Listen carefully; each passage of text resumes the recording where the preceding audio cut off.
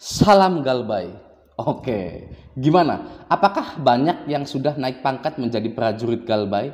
Atau Anda masih menjadi rakyat bahkan budak yang masih membayar pinjaman online? Ya. Nah, saya butuh banyak sekali prajurit-prajurit galbay ya. Saya harap dengan adanya video-video saya ini banyak yang lepas dari jeratan pinjol dan menjadi prajurit Raja Galbay. Oke, intro dulu 5 detik.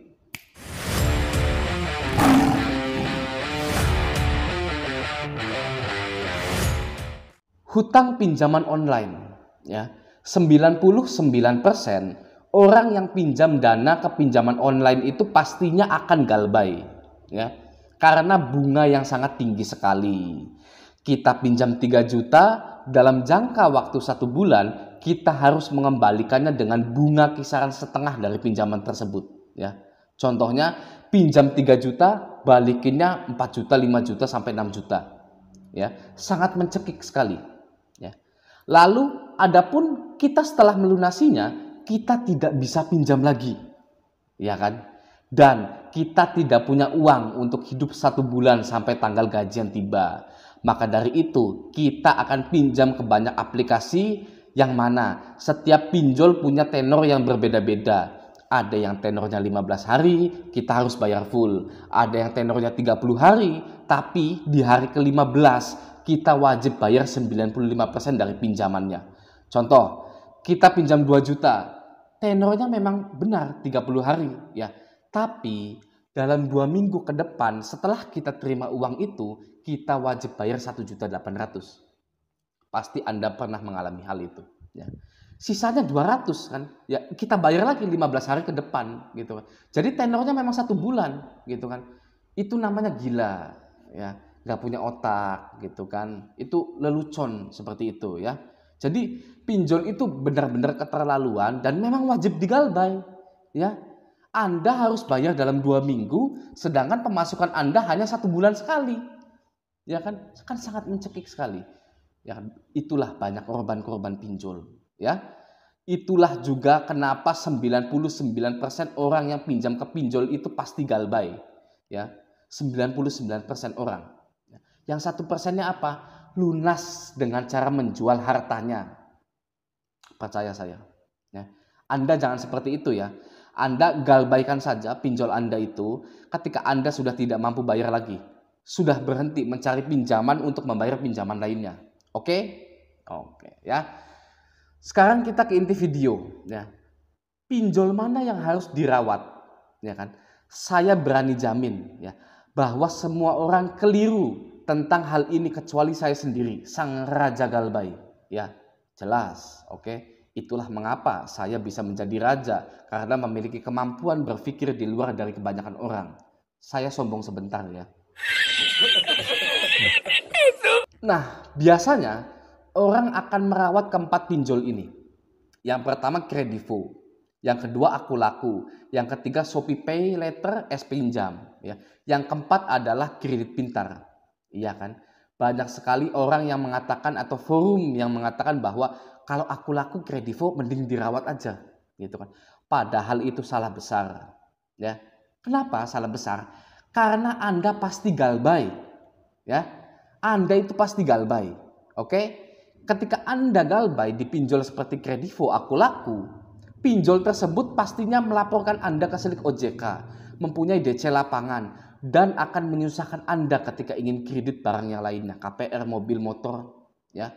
Jadi jangankan dirawat, Anda sebisa mungkin jangan pinjam dana di situ, kecuali Anda nothing tulus, karena Anda sudah punya rumah sendiri, sudah punya motor, mobil, dan Anda bukan pengusaha yang butuh kredit ke bank untuk modal.